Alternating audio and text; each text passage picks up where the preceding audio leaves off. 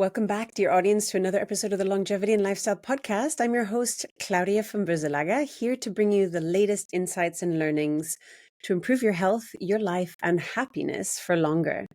Thank you so much for being part of this tribe. I really appreciate you. And if you want to reach out, feel free to do so on Instagram at Longevity and Lifestyle. My guest today is Dorothy Kilroy, the Chief Commercial Officer of smart ring health tracker Oura. Dorothy is also a dear friend since we were teenagers in Ireland, of all things, so it's fun when the universe allows you to combine work and friends. Dorothy leads Oura's B2B organization and drives forward its partnership strategies, expanding Oura's market presence, brand awareness, scientific credibility, and sales. Dorothy is focused on creating an ecosystem of partners and doubling down on specific areas of focus, including women's and reproductive health, metabolic health, and longevity. Please enjoy. Welcome to the Longevity and Lifestyle Podcast, Dor. It's my dear friend. It is a pleasure to have you with us today after knowing you for so many wonderful years. So exciting. Thank you. So excited to be here. And it's really full circle after knowing each other. I was thinking this morning, it's probably since we're about 17, 16 years old, I'd something even like say that. 15, I think. 15, 16 probably. Yeah, But exactly. that's So your age now. You've reversed your my age. biological age So is yeah. 26, so not Okay. quite. Let me get down Getting to there. 16. But I was speaking yesterday with Glycan age actually, and they only go down to 20. Like they only cut off at 20. So imagine if somebody comes at like a biological age of 2 or something. I mean, that'd be pretty impressive. Well, That would watch be. this space. Yeah, It's very exactly. good. Yeah, so excited to have you on. And I'd love to kick off for my listeners perhaps unfamiliar with Aura. Obviously, being in the space, I assume everybody knows Aura, right? And that I'm a longstanding user of an Aura ring. But what exactly is a smart ring? And, how does Aura act as a supporter in helping people with their health? I think Yeah. not everyone understands that correlation. Yeah. So Aura is a smart ring. I think many people are familiar with wearables on the wrist. Hmm. Aura is the leading smart ring that sits right obviously on your finger. Hmm. It's been 10 years of research and development to make this the most accurate ring on the market. What it got started in was sleep, Claudia, and we can talk Hmm. about why that's such an important metric, but I know you really believe in it. I'd Um, love to. Yeah, exactly. Hmm. but building off of that, Aura has added over 50 biomarkers to the ring, and that allows us to sense an amazing amount of data on you. Hmm. And because of this particular form factor, you'll see there's no screen. The battery life is up to 7 days. You're really continuously wearing it. Hmm. And because of that, you're not just looking at your biomarkers as a snapshot or a moment, you're continuously looking at them, which Hmm. allows you to really get a sense of your own baseline. And Hmm. off of that, we can make some really interesting observations. The key sort of metrics that an Aura member will track is their sleep, Hmm. their readiness score, which is really a combination of how their body has rested and recovered. They will monitor their stress in real time as a daytime stress metric. We've a ton of women's health features that I know you're familiar with and that are very exciting and near and dear to me. And then Hmm. finally, we've recently launched a whole suite of features around heart health, including VO2 max and cardiovascular age. So we'll dig into a bunch of those as well. So why did it originally start as a sleep tracker? Why Yeah. did it decide to focus on that initially? So Aura got started in Finland. That's where the company was founded. Hmm. It's an amazing place that I've been lucky to spend a little bit more time with since I've joined the company.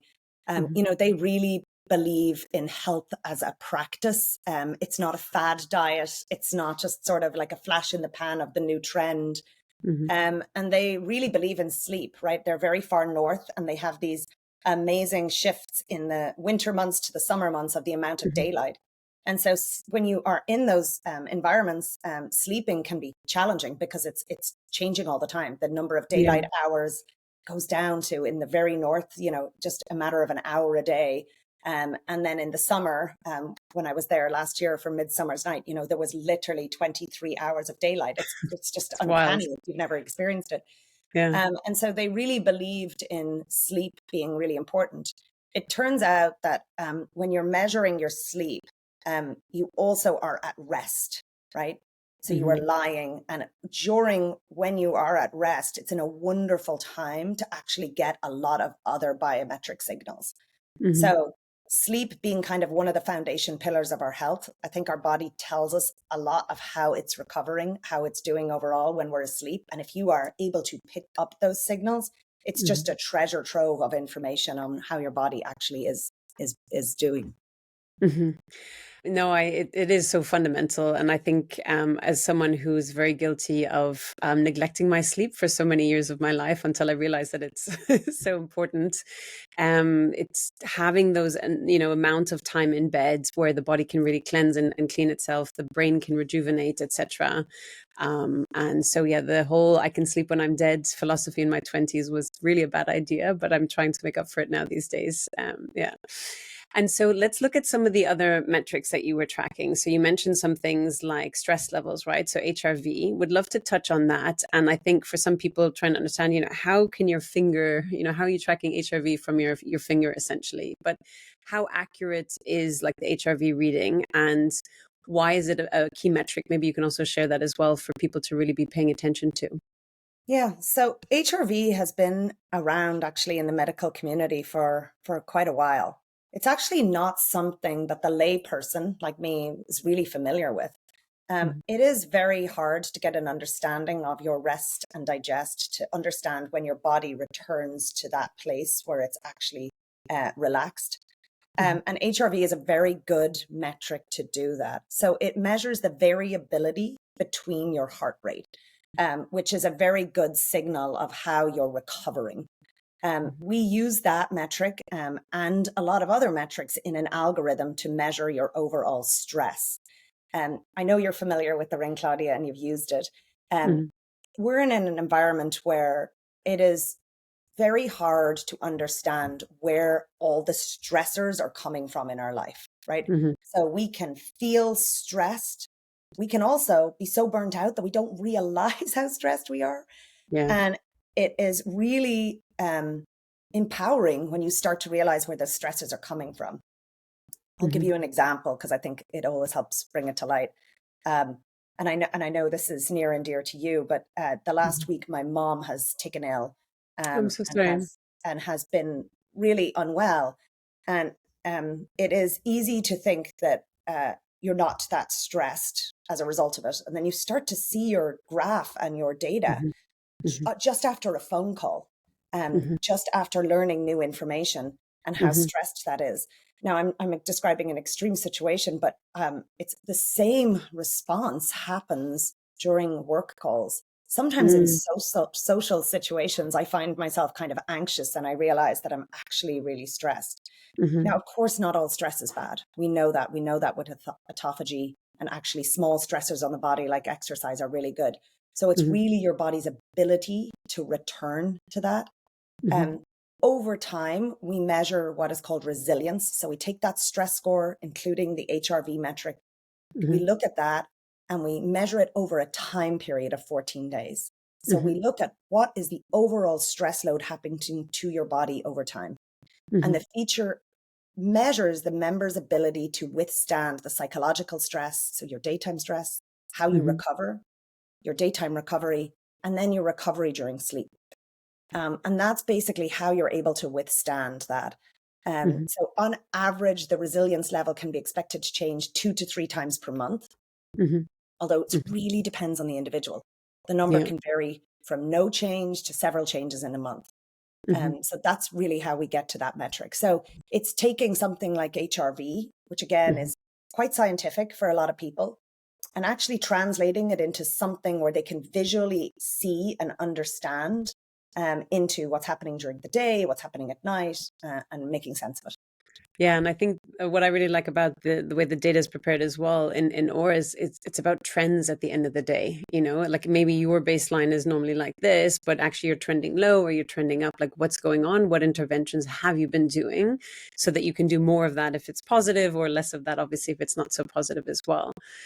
So I think what I'd also like to really help people to understand, if they're not wearing wearables, obviously I have several going on, including one of your partners, Apollo Neuro, on, which is good for An also reducing amazing product. We work stress very levels. close. I know Yeah, I'm good friends with one of the founders, right? So Dave, I know really well. He's actually been on the podcast recently. He's awesome. great. But just for people to really understand how a wearable can support healthy habits and behavior changes. How are you seeing that? And, how do you explain that to people based on sitting on the other side of the fence and seeing the data? Yeah, I think our approach to wearables is very different to what's on the market. So I sort of think about wearables in these sort of chapters that have happened. The first Mm-hmm. chapter was counting your steps, which was excellent at the time. 10,000 steps. We had the likes of Fitbit really taking that to the new level. There was earlier products like Jawbone.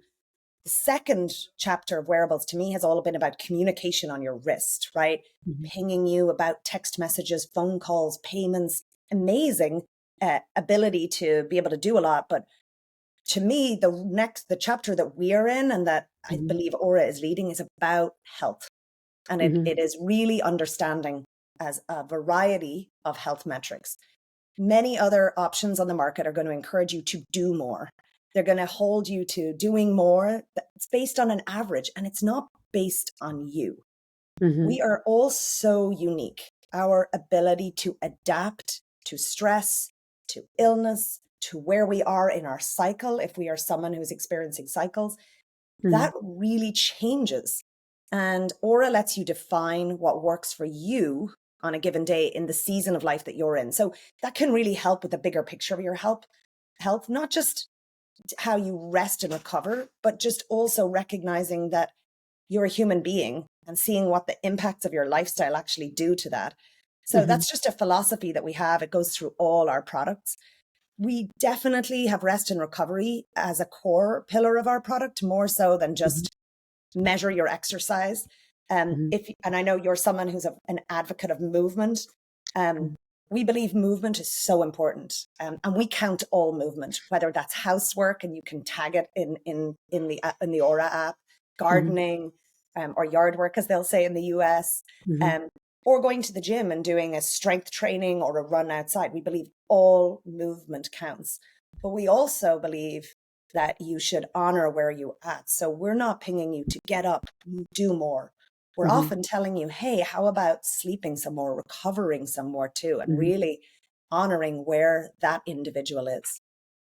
And I think that's such an important point as well, that recovery time and recovery day. And, sometimes I have, coaching clients as well. They're like, okay, I assume I need to now start working out 5 days a week and like start killing it and do HIIT workout. And I'm like, okay, whoa, slow down, first of all. And exactly what you're saying as well, understand what your baseline is and see like what can be tweaked. And actually was interesting speaking also with GlycanAge, with the CEO there, that they in their research saw that professional athletes tend to have a biological age older than their chronicle one, because over exercising causes inflammation. And so just for people to really realize the importance of recovery, doesn't mean you should be a couch potato and, not move at all, but, it's actually just incorporating movement breaks, and they don't need to be these extreme strenuous ones Right. that I used to think was necessary. Like, let's kill it for 2 hours in the gym, Yes. and realize it's actually damaging to the body as well. So, Yes. so I think that having those insights are helpful.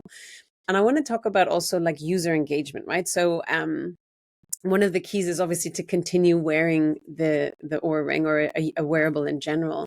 How do you find that? Do you see that people start with it and then they break off, or like how do you keep people engaged with the wearable? Yeah. I mean, the industry at large, one of the hardest things has been to keep people wearing the products. So Mm-hmm. and I'm sure you can relate, a lot of wearables end up in a drawer. It's really sad. It's that sort of technology drawer with old phones and old wearables. I think that we've been really lucky to roll out features continuously to keep members engaged. Mm-hmm. Sleep is the first thing that most people discover with Aura. And we call it the morning moment, where they wake up, they look what happened the night before. That gives them a really good proxy of how they should go about their day. And because of that, it's kind of like the morning moment. We then see at least the average member opens the app 5 times a day to check in on Mm-hmm. how they're doing, whether that's, looking at what their movement is, whether that's looking at how their stress levels is, Mm-hmm. looking at their heart health, other metrics. So we've gotten really, really great at getting that right engagement for the member. And I think there's a double-edged sword in engagement. You want it to be just the right amount. It's that Yeah. Goldilocks kind of moment. Mm-hmm. We're really proud that our retention rate after 12 months is in the 80s. Wow. That's a metric that we measure really carefully because we want to make sure that it's actually still useful to a member years later. Hmm. Um, Now, I've been wearing Oura for years, Claudia. I know you have too. Yeah, as well. Yeah. What starts to get really interesting, and I know you're very passionate about this, is that over the years you start to see changes, right? Hmm. I can see the changes in my sleep, the changes Hmm. in my HRV that you just asked about. My Hmm. heart rate has changed over the years. And Hmm. I have now 5 years of data as a baseline. It's fascinating to see that. And so Hmm. we've started to see that members who wear it for a longer period of time, they're not so zoomed in the daily moments and the daily changes. They're Hmm. actually zoomed out into, how am I aging, right? What is my health span? What is my Hmm. longevity? And Hmm. they're starting to put those pieces together. So we get very excited about not just population data, but actually longitudinally over time as well. Yeah, super exciting. And so as your aura is moving more and more into sort of the longevity and longitudinal, as you're saying as well, you have new features. Let's talk about the heart health. So again, someone might think, well, hang on a second, like I normally have to go to my cardiologist for heart health. How is Aura helping me with heart health? So can you talk about those features and what you can really ascertain from them? Yeah. We know that heart disease is the number one killer. And for most people, they find out too late. I think we Hmm. all have a story that's either personal to us, of a Hmm. loved one or a friend, or maybe something we've been through ourselves. We wanted to become the first wearable to provide a clear and effective way to track your heart health. It's kind of almost this invisible thing to us, and it's the most important metric for many. So, our advantage was the fact that we had this continuous, non intrusive monitoring and this comprehensive understanding of you that gave us Hmm. this ability to basically provide a unified space for heart health. The first feature was vascular age. And I know you'll be interested in this, Claudia. I'm Hmm. so curious to hear what yours is. Hmm. But vascular age helps you understand how your heart is aging versus your actual age and what you can do about it. It helps you choose the right path for you, which is your ability to make changes. We provide education and tips and insights to do that. But that is based on your arterial stiffness. Hmm. And if you think about sort of the blood flowing out of your heart, pumps down, um, the finger happens to be an amazing place to get a signal. When you go to a hospital, they will always put a blood oximeter onto your finger for that Hmm. reason, because it's the best place to get a signal. Your wrist actually struggles with that because we've got thicker skin, we've got bone, we've got hair. There's a number of things that make that a challenge. Hmm. Your arterial stiffness allows you to actually see what the age of your heart is. And we measure that based on the speed of your blood flow. What we find is that changes over time. And Hmm. so as people age, and depending on the pace of their aging, the stiffness changes too. It becomes more stiff, which causes Hmm. a lot of heart issues. Hmm. So we've been studying this for a long time, and we were so excited to finally launch it. The way that we display it in the app, as I mentioned, is really against your chronological age versus your biological age. And so for me, when we first launched this feature, Claudia, I was plus 7 years. And you Too much know stress me, there. I'm this competitive person, and I thought, no way, I cannot lose This is against wrong. myself. Yeah. But what was actually really encouraging was over a 6 week period, I was actually able to get it back down to my age. And then I'm now -3, which that's a big change. Huge. Um, Yeah. and it What did was, you do? Yeah, yeah, for me, again, it's going to be so individual. For of course. me, Yeah. it Mhm. was, and so I was one of those people, Claudia, that I believed if I got my 30 minutes in the gym or my 30 minutes of exercise, tick, sort of I'd done my exercise for the day. Yeah. Um, and actually, that wasn't the best for me. For me, Mhm. actually, I'm one of those people, I work too many hours. I'm a Mhm. corporate athlete, I guess you'll say. I live in California, work in the tech scene, and we think we have to work every hour under the sun. It's not healthy.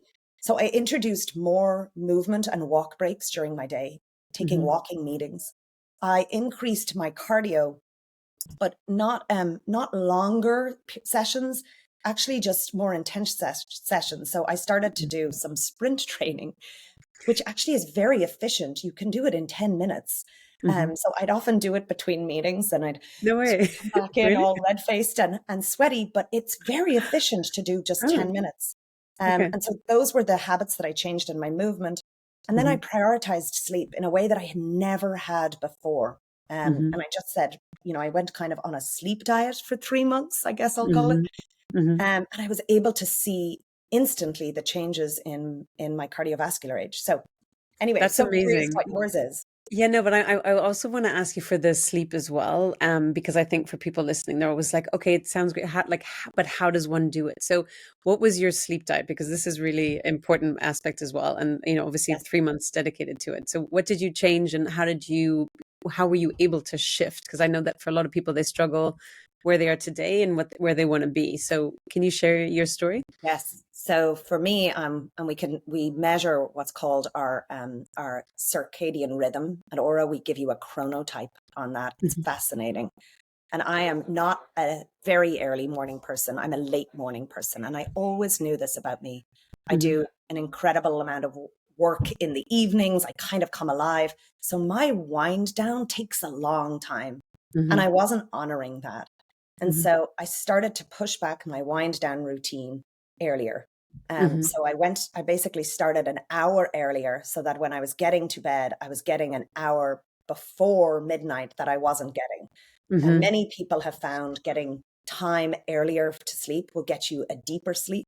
That's certainly my case. Again, it's very individual. Hmm. And also cutting out screens before in that wind down period.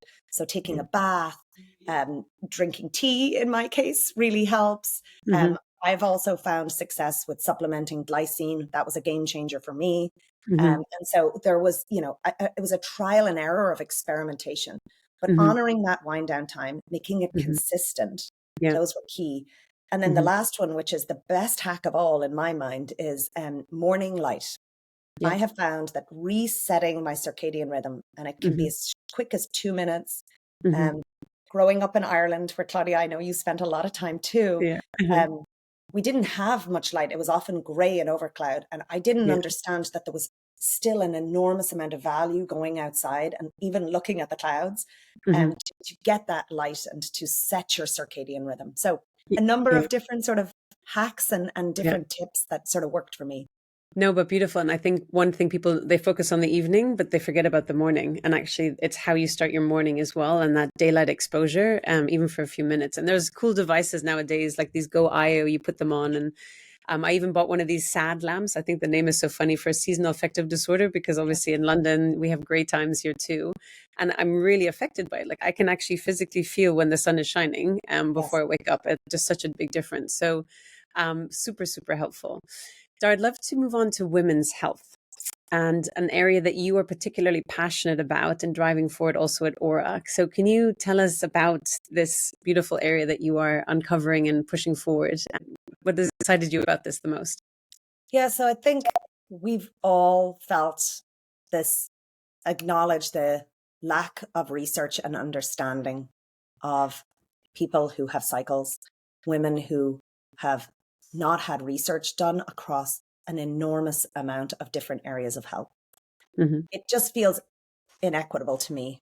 And I think we've 100%. all suffered as a result. And we've seen our mothers and our aunts and women before us have to struggle through this. And I'm just feel so passionate that that is not okay. This episode is brought to you by Sunlighten Saunas. As part of living your longest, healthiest life, discover the power of Sunlighten infrared saunas, where heat and light combine to support nearly every system in your body.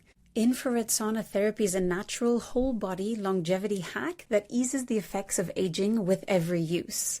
Enjoy improved cardiovascular health, better sleep, reduced inflammation, and a stronger immune system, all from the comfort of your home. For 25 years, Sunlighten has led the way in light science. Their patented heaters deliver the best infrared quality on the market. The M-Pulse Smart Sauna stands out with its advanced technology and customizable settings, offering the most effective infrared experience available. Ready to transform your wellness journey? Visit sunlighten.com and mention code Claudia, CLAUDIA, when you fill out the Get Pricing form to save up to $600. That's sunlighten.com and mention code Claudia on the Get Pricing form to save up to $600. This episode is brought to you by OneSkin. If you're like me, you know the power of feeling confident in your skin, and that's why I'm so excited to share today's sponsor, OneSkin. Their products make it simple to keep your skin looking and feeling healthy, strong, and vibrant without the need for complicated routines. It's all about science-backed, effective skincare. OneSkin's secret is their proprietary OS1 peptide, the first ingredient scientifically proven to target and reduce aging cells that cause lines and wrinkles and thinning skin. I've been using their products for a while now, and the difference is amazing. My skin feels refreshed, hydrated, and looks younger. But don't just take my word for it. OneSkin has over 4,000 five-star reviews. Now's the perfect time to try it for yourself. For a limited time, get 15% off your first OneSkin purchase using the code Claudia15, CLAUDIA 15, when you check out at oneskin.co. That's ONESKIN.co. Start your journey to healthier, younger skin today.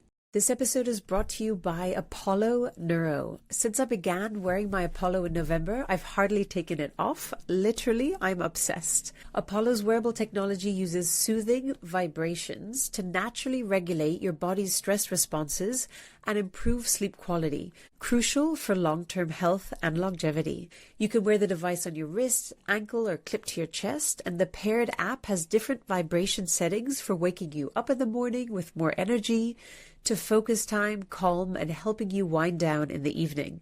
It also has an innovative stay asleep feature, which turns on if you begin stirring during the night, allowing you to sleep soundly throughout the night.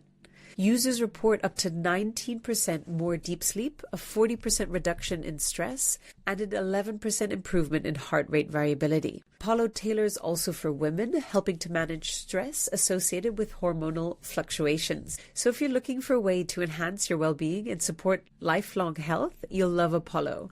It's not just a wearable, it's a lifestyle enhancer. Check out Apollo Neuro today and save an automatic 15% off an Apollo wearable by visiting apolloneuro.com/Claudia. That's APOLLONEURO.com/Claudia, CLAUDIA, or use code Claudia at checkout.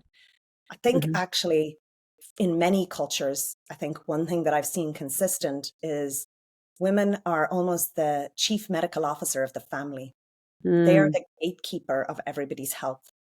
And there's many studies shown that when you improve women's health, you improve everybody's health. I can certainly feel that in my family. I've been on my own sort of fertility journey, pregnancy journey, postpartum journey. And when I am not right, I feel that it affects the entire family. So I'm particularly passionate about this area because we still, even with our best intentions, still have very little research and understanding. You know, I think Stacey Sims says this really well. We are not small men, and we cannot take the research that has been done on men and just apply it to women. We are very unique. And in fact, I think our biology and our bodies are so amazing to study because they're changing all the time. So I'm particularly passionate about this. There's a number of features that we've prioritized across Oura. We really started to prioritize reproductive health. So our first feature was a period prediction. So we talked earlier about the different biometrics that we track. Temperature is one of those. And what's really interesting is your baseline temperature and the trends of changes to it are an incredible proxy to how your hormones are changing. So we can capture when your period is going to happen with an amazing degree of accuracy. So not just you filling in a calendar method and then checking to see if it's a regular cycle or not, actually using the biological signals from your body to predict that. As it turns out, more than 40% of women have irregular cycles for many reasons. And so just using a calendar method has a lot of inaccuracy. So we've started to use your biometrics to measure that. So we take an algorithm that uses a combination of your body temperature, your heart rate, and other signals to look at that. we went on from there to actually start to study pregnancy. There's so many high risk pregnancies. I know you've experienced, a lot in this too, Claudia, and I have as well, where I've faced really high risk pregnancies. I had twins, and I was really lucky to have amazing healthcare that was scanning me every week. But I really did feel lost during that period of time, waiting for the scan, Googling what the results meant, trying to figure out what was happening with my body. I ended up getting preeclampsia and then HELP syndrome, and it was almost too late for me. And I was so angry that I didn't have that information or knowledge, frankly. And so we're spending an enormous amount of energies on features that will help a woman detect what is happening during her pregnancy and provide those insights back to her.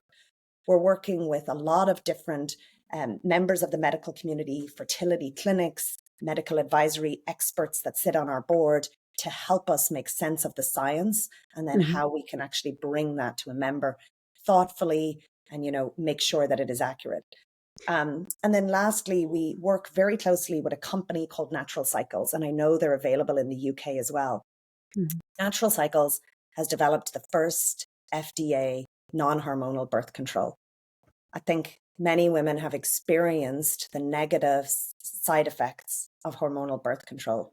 Personally, I was on it for 15 years and it didn't agree with me for many things. I had an enormous amount of stress with it. And there's many people who've experienced, challenges coming off of it.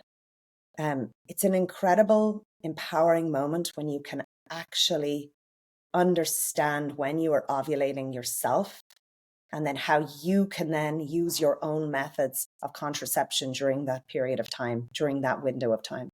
So the way that it works is Oura's data is sent to Natural Cycles with consent from the user.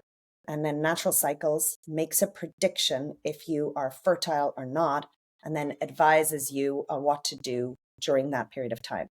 It means that you don't have to take any drugs during that time, and you can really just honor your own body. We're finding younger women especially are loving this. Our fastest growing group is women in their 20s.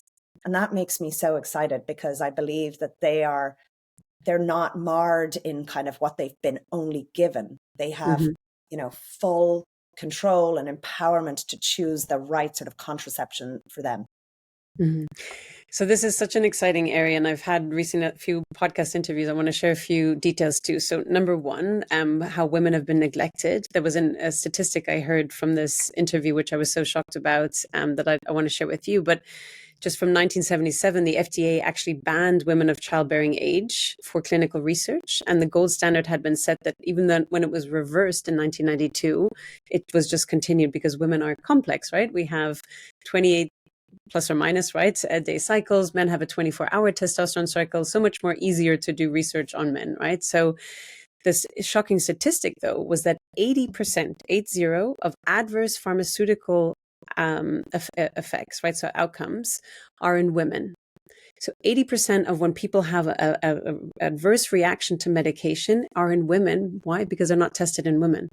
I feel like this should be written on every single medication that is known, that doctors are just prescribing things and saying, oh yeah, this has been tested, it's clinically approved in men. And just being much, much more cautious at monitoring that. So I think that that's shocking. The second thing that you were saying as well, regarding pregnancy, I think that this is really fascinating. I have several friends who had preeclampsia and other things. How do you foresee, because if I understood correctly, it hasn't come to market yet, how do you foresee the ability for Oura to communicate and explain that there might be a preeclampsia or other complications happening in pregnancy? I'm curious. Yeah, I think part of the studies on that are still underway. We're very confident that we're going to be able to give women more in that space over time. There's a number of biometrics that will go into providing that information. So we're still in the works on that particular one. But the feature that we have live right now actually gives a gestational age of where the baby is. So you can understand where that is. There's a lot of discussion on what we've been using as gestational age for calculating. And for a lot of women, they're really blind to when that is. So it's really about getting to a point, our vision at least, is that we would become a type of monitor on your finger that would actually be a good proxy for what you will get in an ultrasound. Now, I don't want to say that we're going to replace that, not at all, but it gives you this continuous monitoring of your gestational age of your baby, and then what are the effects that are happening on your health during that time too. We see very significant changes trimester by trimester on heart rate, on HRV, on SpO2, and we're beginning to sort of put the pieces of those together to be able to give a better sense of high risk pregnancies too. So exciting. And what about postnatal? So if anyone has had a child, they know that life completely changes once this beautiful bundle of joy is there, and the nights can be destroyed, and women's health and mother's health particularly, it can be a really difficult time for a lot of women. How do you foresee Oura being able to support women better in these phases as well? Yes. So the first thing, we have a lot of postpartum moms who discover Oura when their sleep is really disrupted. And I think so many people can relate to this because it is just a practicality and something that many just have to go through. What we have found for those kind of irregular sleepers, is what we call them, is that they are able to start to see how the load changes over time. So maybe you can survive with 1 or 2 nights of really disrupted sleep, but it's very individual. And then you get to a point where you really are not surviving anymore. And we believe that is really correlated to the mental load that just takes over from them. We measure, as you know, a lot around stress and resilience that we talked about earlier. And we see that this dramatically changes for women in that postpartum period. So the first thing to do is to empower those new moms in that period of time. And frankly, both mom and dad, on just where they're at, what their baseline is, to show them that information themselves. It's very different than just reading an article. It's very different than just getting advice on what the general population experiences. So you start to see your own information. You can start to track when you really are on a downward spiral. I think we live in a society where a lot of people facing that postpartum period are not accustomed to asking for help. And I think if we had better early warning signals of, hey, I'm really struggling. This is not in my head. I have the data that shows it, and I really need help. I think we have to get to that point to be able to action on it. But I certainly can remember that feeling of wondering, was I tough enough? Wondering, you know, I better not complain because everybody goes through this. And there's just periods where you really do reach a new low of a lack of sleep and the ability to just get through it. And so I'm hoping that this data over time will give more people going through that phase the chance to ask for help and be empowered to understand what's happening.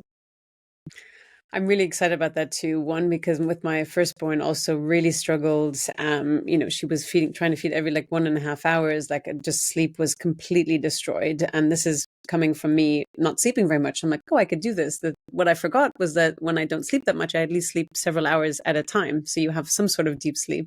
And when you don't even have that anymore, I mean, you become bananas pretty much. So that was the first 3 months. And then with the second time around as well. And I think this is also with hormones like postnatal depression, different things like this really can kick in, right? And I think women typically are not very good at asking for help.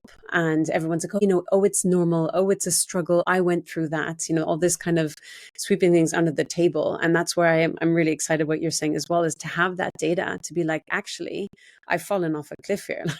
Yes. My data is telling me that I really, really need some help. Can somebody help me? Yes. I guess then the challenge is, who do you show the data to? How does the medical profession, and I want to dig into this part as well, is that how do we help the medical profession better understand the science behind wearable data? And so what are you seeing in the work that you guys are doing at Oura for this? Yeah, it's such an important point, Claudia, because what we want to make sure we do is we're not replacing the medical community. Hmm. We really want to work in tandem with them. We've started to work with a number of different concierge medicine practices that use Oura data in their practice of care, whether that's proactive signals of what's happening or whether that's in the moment care, just like that postpartum period that you Hmm. suggested.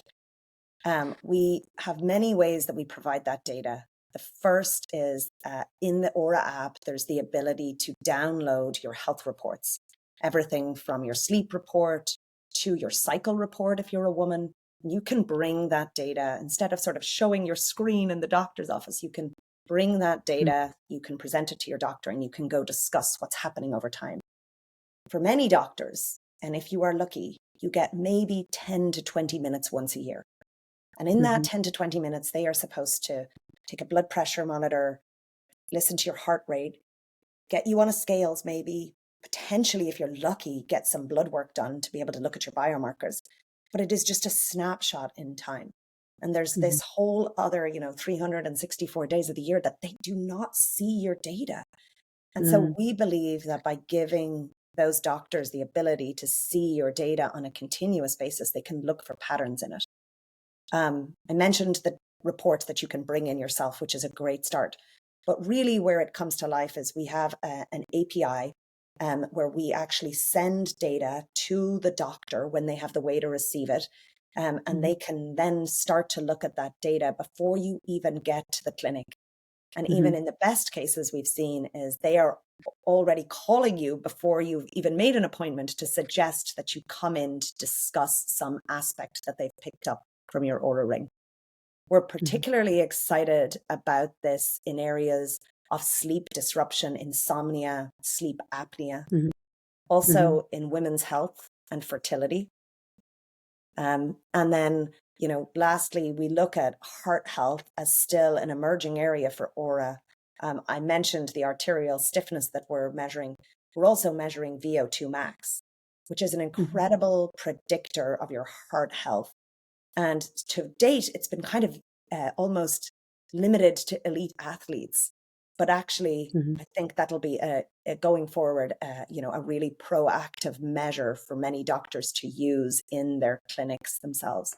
So there's a number of different ways we're doing that. Um, I also think, I mean, this is super exciting. As you know, I have the other company, Athena Healthspan. Also, like, how do you interpret the wearable data to help people on their day-to-day journeys, and also for the medical community? So, as you know as well, and I've shared with my audience a bit as well.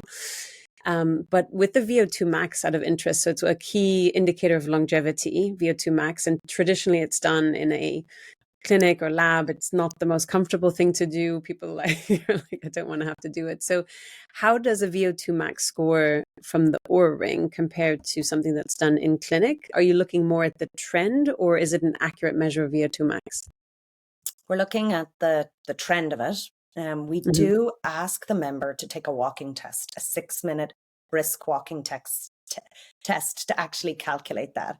Hmm. And it approximates how fit you are and predicts what may mean for later in life for you. So Hmm. what we take is this guided test, and that kind of gives you then a result. I think for many, again, it's been sort of limited to this elite athlete population. A lot of elite athletes use this daily in their practice, but it's Hmm. been very invasive of how they've had to calculate it, and it's Hmm. not been continuous. So to your point, I think the trend is actually what's really interesting. I Hmm. don't know about you, Claudia, but I stopped using a scales because I felt that the scales was this sort of like almost like this 80s trend of this was the monitor of your health. And it didn't serve me very well. And I think what's much more interesting is some of these more important longevity metrics. So if you Hmm. decide that you want to improve your fitness and go on a sort of a spree of more movement in your life, Hmm. how do you know it's working, right? I don't Hmm. think the time you do it, the minutes you spend doing it are the best metric. I don't also think that the scales is the best metric of success of that. We know that for many, many, many reasons on like overall musculoskeletal health. But I think actually looking at your cardio capacity and your ability to improve that is, to me, a much better metric of, is that sort of exercise routine that you've taken up actually working?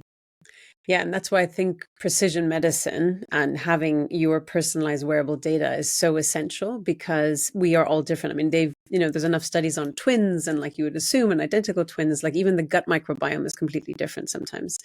And so I think it's really empowering people to understand and become the sort of CEO of their health, or the leader of their own health.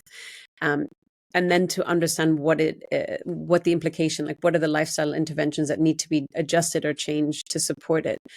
And maybe for people curious listening, it's like, okay, well, my HRV score is such, but how do I know what to do with it? Excuse me. Can you share how Oura also supports in people better understanding themselves? So it's not just presenting numbers that they may or may not understand, but for people unfamiliar with Oura, maybe you could explain a bit how you do that.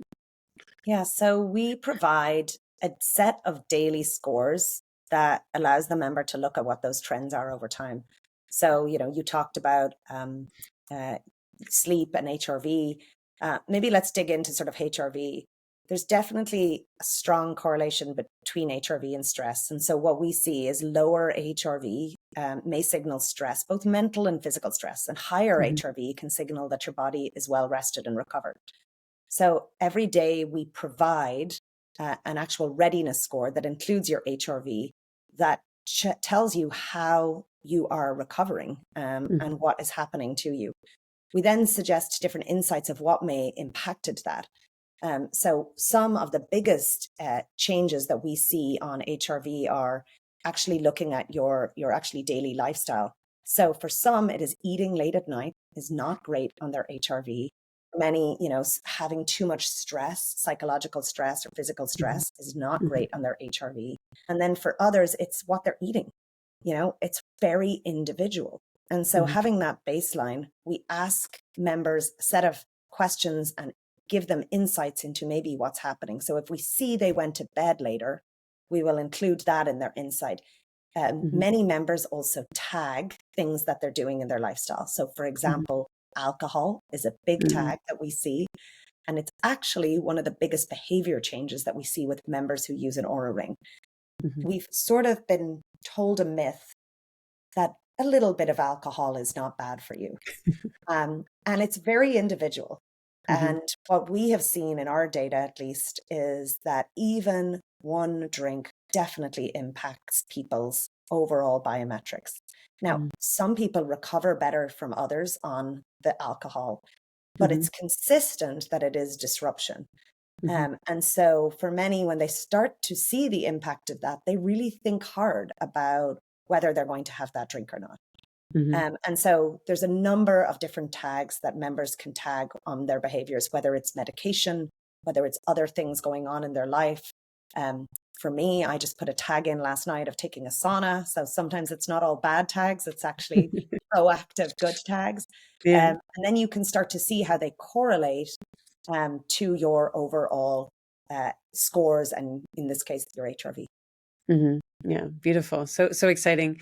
Shifting to the future, Dar, like what are some of the things you're excited about? What's coming up? And obviously there's exponential developments in terms of AI and insights and more awareness also about what is possible in precision medicine and health. So can you share some things that you're seeing and excited about?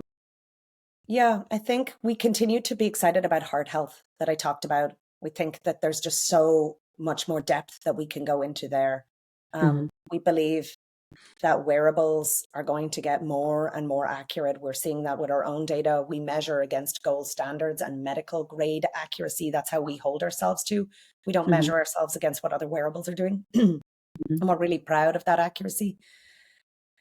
We continue to be excited about women's health that I talked about. A particular area for me that I'm interested in is menopause.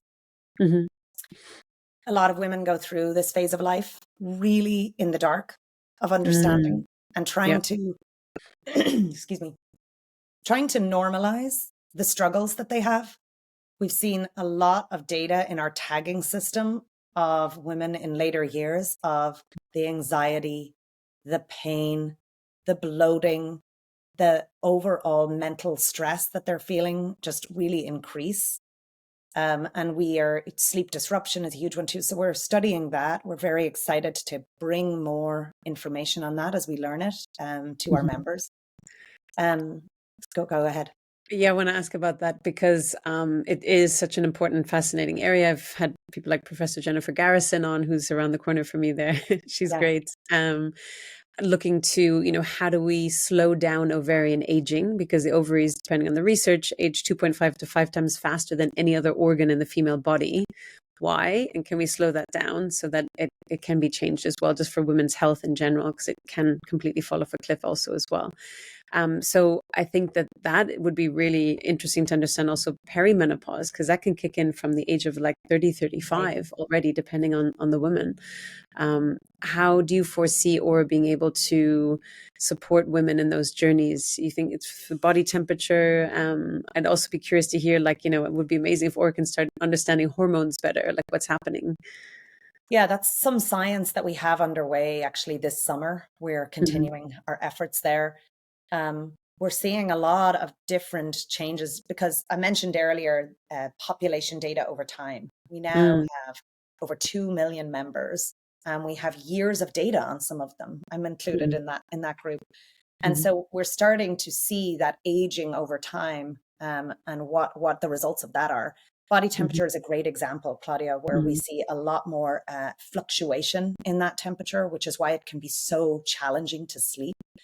It can be so challenging to regulate that temperature and can feel uncomfortable. It impacts your stress and a whole host of other things. We see changes in heart rate. We see changes in SpO2. We're seeing changes across every biometric, frankly. That is really interesting to study. Yeah. For me, this phase of life for women is inevitable. But what is not inevitable is how they need to go into it and how they need to struggle through it. That is not inevitable. And we have almost set women up to expect that. Well, this is just going to be tough. And it's in your head. And all the data we see that it's not inevitable. Tell me that. And that's what I'm excited about, is to actually show that data across this population and to actually bring that to women. We hope to invite more women into our studies on this too, to allow them to be part of the studies as we learn more. We're looking for all those changes in hormones too, throughout your biometrics as a proxy of that. And we hope to be able to give more information back to women so that they can then be empowered to go through this phase of life. I don't think that there is one pill or one solution to this phase. I think that's why it is so complicated. And so I believe that there'll be lots of new solutions that we will discover, but really it's going to come back to, is the woman empowered to actually use all of the tools and solutions available, but really understand what's happening in her body? Yeah. And I think that that's part of the confusing part, especially perimenopause, is that sometimes you're fine, sometimes you're not. Is it stress? Is it, what is it exactly? And for women to better understand themselves and realize that they're not going mad, which some women think that they are.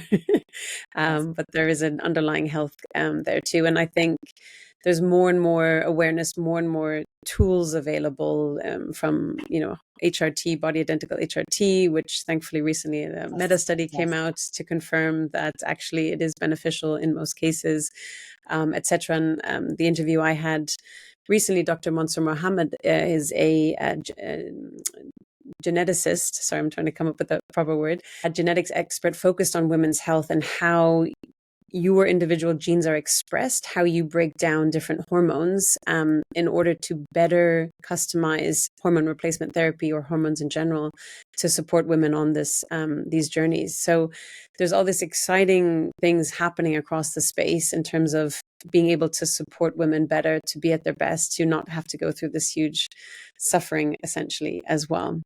Yeah. For sure. And I think you're so passionate about this area, but really getting it personalized and be precision, right? We have definitely understood that sort of general applications have not served everybody well. No. So can we get it to a point that it's really individualized for where that person is in their journey? Yeah, exactly. And also I think what should be interesting with the Oura to see how certain interventions are helping, right? So someone is maybe taking estrogen replacement therapy. Is it actually helping? Is it not? Is the dose too high? Is it too low, etc.? So helping to understand dosage also for things for women in the menopausal years. So yeah, really, really exciting things to come. Dara, for my listeners interested in understanding, about more about Oura and the different biometrics that you track, etc., where would you point them to? Where can they find out more? Yeah, you could come to auraring.com. We have a great blog that provides information. We recently launched in the UK. So for your UK listeners, it's been so exciting for me to come full circle and bring Oura to the UK market. And it's available in John Lewis, where people really want to go in and try it on and see what the fit is, pick their size, their color preference, that sort of thing. And so, yeah, more expansion to come in all of our markets. But that's a great place to start. Amazing. And where can people follow what you're up to, Dara? Where would you like to send them social media? And we can link everything in the show notes. So yeah, I'm going through, I know diet is a negative word, but I'm going through my own social media diet at the moment. It's my summer sort of habit change. Good idea. But I have still persisted on LinkedIn. So that's probably the best place to find me personally. Yeah, and look forward to connecting with anyone there. Claudia, we have over 800 partners that we work with. I know we're working with you and Athena Health as well. And so, we continue to want to expand that ecosystem, particularly with anyone interested in sort of the medical profession side of it as well. Beautiful. Yeah. Do you have any final ask or recommendation or parting thoughts or message for my audience today, Dara? My final thought would be there's an enormous amount of freedom in being empowered with your own health information. And you really need to take that into your own hands. I think that for many years, your health information has been kind of locked up in files or doctors' offices, disparate across different places and hard to make sense of. I think that we have reached a point where people, especially post-COVID, want to have their own information and be empowered with it. And I think there are now great tools to let people do that. I'm so excited for how this is going to change over the next 10 years. I think it'll be the biggest change for the positive in our life. And I'm just really hopeful that tools like Oura will be part of that story. Really, really exciting. Thank you so much, Dara, for coming on today. Thank you, everybody, for listening and tuning in. And we'll have to do a round 2 when more and more features start coming out and you can share about them as well. Thank you so much. Sounds great. Thanks, Claudia. Beautiful. Thank you.